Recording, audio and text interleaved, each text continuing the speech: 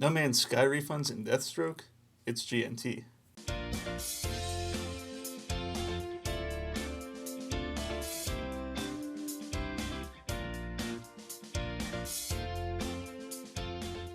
Welcome to GNT, your one-stop shop for gaming news and whatever else we want to talk about.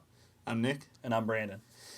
Today we're going to start off with some cross-platform discussion. We talked about it before, but today Xbox Games marketing head Aaron Greenberg was actually asked about it. And they asked him about Sony, and he pretty much just left it open to them. He said he would leave it up to developers, but Xbox would pretty much be open to it. I know we talked about with Rocket League before. There was some cross-play hope with that game. So I think it's a smart answer for Xbox. I mean, just leave it to Sony. I mean, it kind of puts a little pressure on Sony, I think, to... Yeah. The thing is you're going to have games that line up. And unfortunately, you have like your Call of Duties where certain consoles get certain DLC before others, so then you alienate some of that cross-platform play. But as a whole, I mean, if you look at it, I mean, you have PC players that can play with, it doesn't matter what kind of PC you have, you're playing with other players. I think moving to that direction, giving the gamers what they want, ultimately, will help the consoles, because if you do have that, and if you can get to the point where you can even play with PC players on certain games, and you really open it up, you're really going to just strengthen the gaming community. And I don't think it's a bad thing. Some people are saying that the next generation of consoles will be the last generation, like Project Scorpio and the PlayStation Neo. I hope that's not the case. I think the thing of it is that with just like computers, that hardware upgrades become readily available so often that a new console coming out, like the fact that they're bringing out Project Scorpio and the PlayStation Neo, they're saying it's relatively quickly after the current gen of consoles has been released, but that doesn't really bother me because the demands of these games are increasing. So I don't think it's a big deal for the hardware to have to do that as well. I mean, we want all these things from these games, but at some point we're going to have to pay the piper. I mean, if that's the price of upgrading the console, then, I'd rather pay $500 for another console than, upwards of $1,000 for a gaming PC. And that's not even a truly high-end gaming PC. No. So, you've got to look at where the ultimate goal is I think to be everybody be able to play together, but at the same time, it's one of those things where I think a lot of other things are happening, and they might just say, well, it's not worth it to work on the cross-platform gaming because we're getting ready to launch another console, and that might not be compatible with your current console. There's just so many factors. And, it's just one of those things where I just hope the gamers don't suffer in the end. Yeah, and hardware is always going to get better. I don't think... we definitely won't see the end of it, but I don't know if we would ever see getting to hardware. It's like, no, this is as good as we can make it. This is as good as, computers get. So there's always going to be a better console coming out. Now maybe they could do like different generations of Project Scorpio or whatever, but there's always going to be new consoles that they're working on. But yeah, so it'll be interesting to see how that works out. And then you had some Yes. news, I guess, about your... Yes, I finally got rid of Cortana.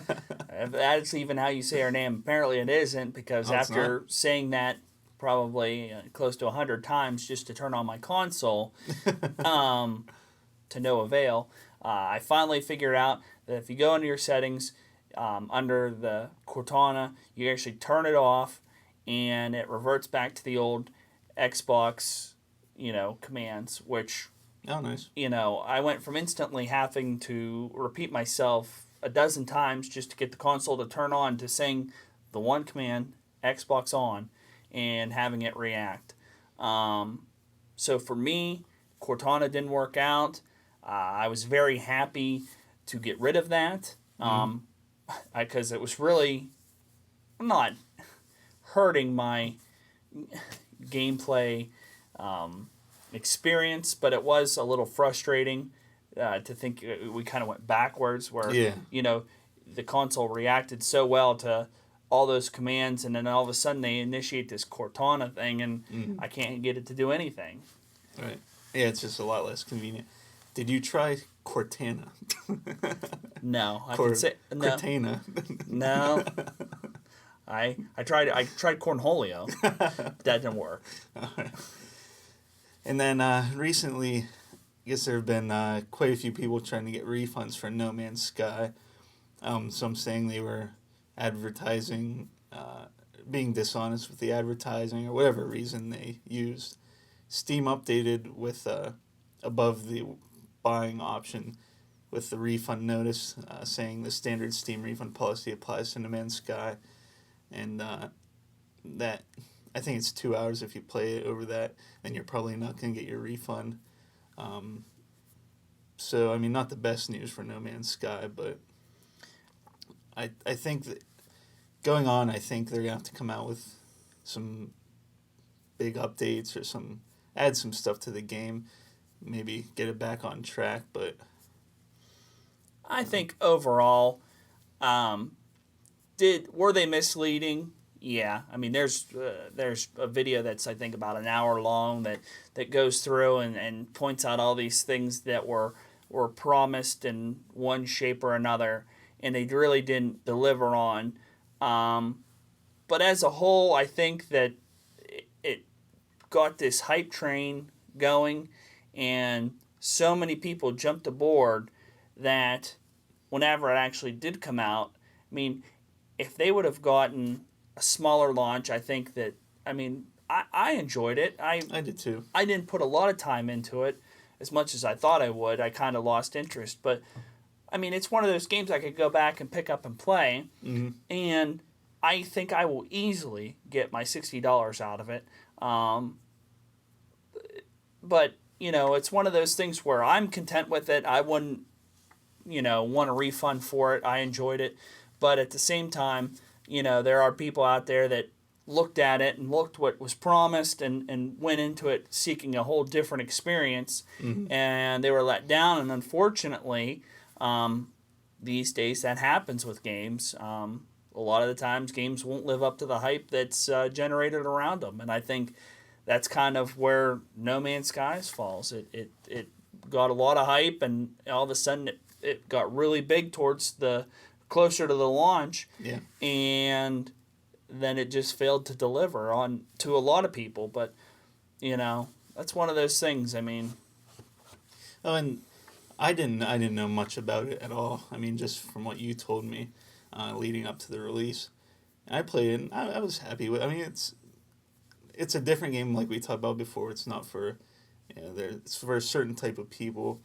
Like, I can play Minecraft for hours and hours and have a blast. And there's some people that look at it and get bored and be like, well, why would you want to do that? I mean, so I haven't been playing as much, but I did enjoy it. And it was kind of fun. Like, what I'm doing now is just trying to get to the center.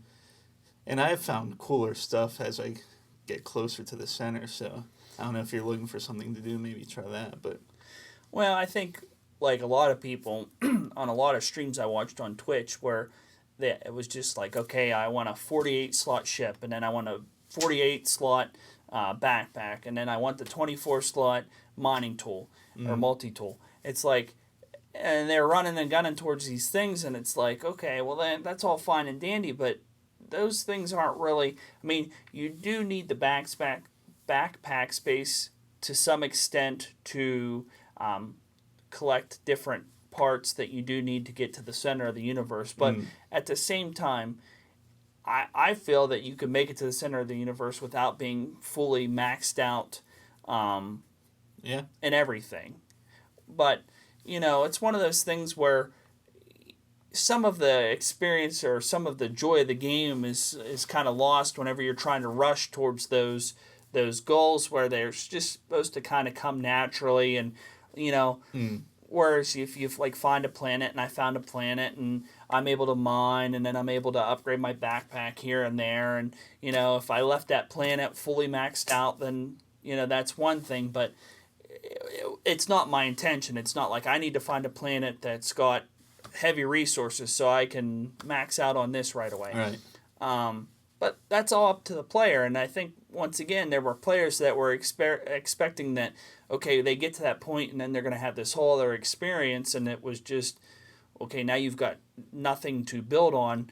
Now make your way to the center of the universe. Right. And I think that's where it kind of lost its luster for some people. But, yeah, I mean, overall, the game was produced by such a small team that for what it is, like I said, I'm still really impressed with it, and I think that yeah, some people may feel that they got snookered on that, but I think overall, I think that it was a success to show what you could do with a small team and trying to kind of rethink how games are produced. Yeah, I think they definitely have a great foundation. I mean, just the system that they had for creating planets, I think they could do a lot of really cool things.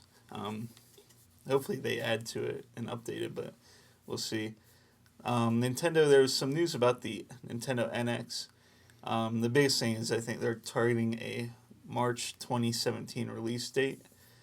So it kind of gives us an idea of when that will come out. And then I think they're planning on releasing the new Zelda game with it. So kind of have an idea for that game too. So look forward to March 2017. Yeah, I'm anxious to see which way they go. Nintendo, I think Nintendo kind of goes back to where we were talking about over the past couple weeks about they're not focusing on having the most powerful console and the most realistic graphics. Their games are all have like an artistic style to them, and they aren't just your Call of Duties, your Battlefields. They're trying to be different, and whenever they came out with the Wii and introduced that, they had really good success. Now the Wii U, I don't think shared the same success. No, not quite. So I'm hoping that they can do something with the NX that'll continue to I hope it does well for them, because like I said, I applaud them for not going that same beaten path as PlayStation, Xbox, even though that's what's mainstream. There's still the people that are hardcore Nintendo fans and appreciate your I can't think of the name of the game. Smash Brothers Melee. I mean, you have that game. You have Mario Kart for racing. You have Zelda as an RPG action game. I mean, they cover a lot of the genres, but in their own way. And I don't want to see that trend go away. I don't want to see the us going back to the same looking forward to a sequel every year. Right. I mean, we're going in, we have Forza 6, we got Forza Horizon 3, we've got Call of Duty. I mean, I couldn't even tell you what number we're up to if we're calling them, as far as sequels. I mean, you had how many Assassin's Creeds that were coming out year after year. You have Battlefields that come out year after year. It's just that these franchises are just riding that gravy train because they know that people like them, and they don't have to really reinvent the wheel every time they step up to the next iteration of it to get people to buy them, and I want to see more new games with new ideas and Yeah. like No Man's Sky. I mean, that was fresh. That was something that nobody else was doing. So, you know, like I said, for some people they were going in and expecting a different experience than what it actually was supposed to be. And, I just hope that they continue to do their own thing and not fall, into the cliched group of games. Yeah. Now, to be fair, a lot of Nintendo's games are sequels, but I do think they change it up, like with the Zelda game. I mean, it's different from, I think all the other Zelda games. Now, it kind of makes me a little nervous, but I'm also really excited for it. And they do change it up quite a bit. Right. I know what you're saying there as far as but they're not, it's not like we got to have the most realistic Zelda game. I mean, yeah. Twilight Princess, I believe, was kind of on the more realistic side of far as graphics and stuff, and then you had opposite of that, Wind Waker, which was very cartoonish, and I really enjoyed Wind Waker. I liked the art style, the gameplay was solid, and it's just being able to take and have the same have Link, but having a different Link throughout the years, having different versions and having different iterations of him. I mean, that's what makes kind of Nintendo unique. Is it's kind of they put this own spin on their own games where you're not expecting the same thing year after year. Yeah, and Mario, you have Mario, Dr. Mario, Paper Mario. So yeah, you're right. It's not like you're getting the same type of Mario game year after year. Right. And then some movie news. Ben Affleck released a video from Justice League of Deathstroke. Did you see this? No, I didn't. It was really cool. I mean, from Arkham Origins, Deathstroke was one of the bosses he had to fight. And he was one of the hardest bosses I've ever fought in a video game. I mean, just went toe-to-toe with Batman, combat-wise, hand-to-hand. So, I mean, he looked really cool. His armor was, dead on. And so now I'm kind of getting excited for that movie, even though it's over a year away. And it's cool to see someone like Ben Affleck, release something like that. Yeah, that'll build some hype for the movie. So, also, The Division came out and the state of the game last week and admitted that their game was in shambles, that they've really got to work on some things, and they made an attempt to rectify this. There was a form that was opened up on their page on Friday where players could fill it out, and a handful of selected players would actually get an all-expenses-paid trip to Sweden to test out the new patch that's in the works. It's not slated for release until October, but they want people's input on that and other things, and not to say that just the people that get to go to Sweden are going to be making all these decisions. They want to hear from the player base to try to get it to turn around.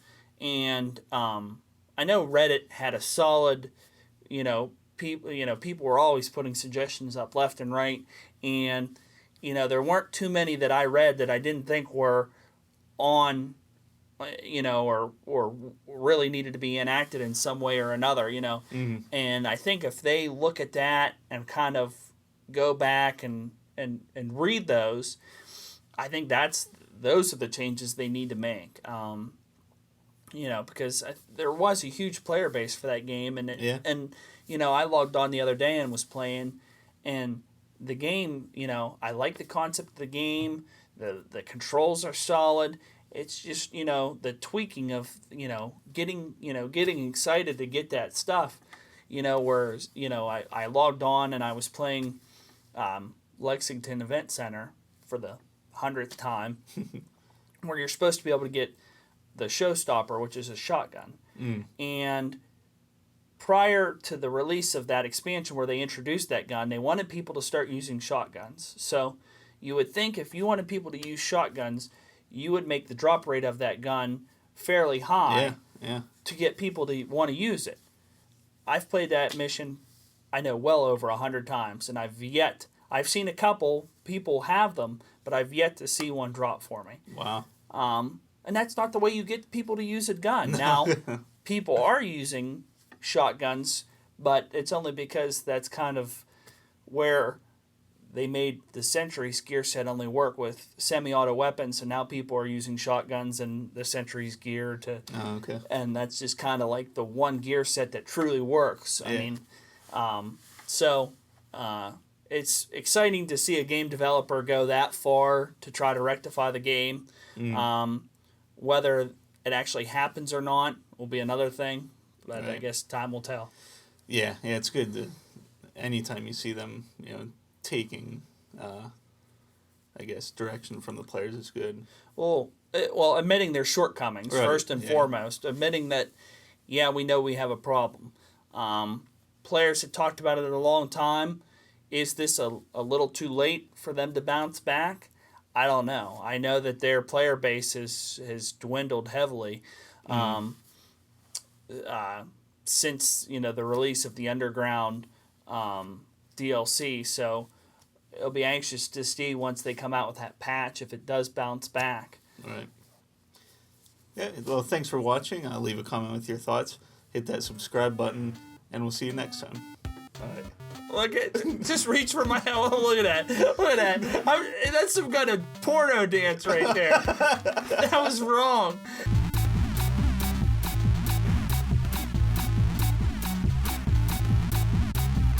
God. Here, grab my head.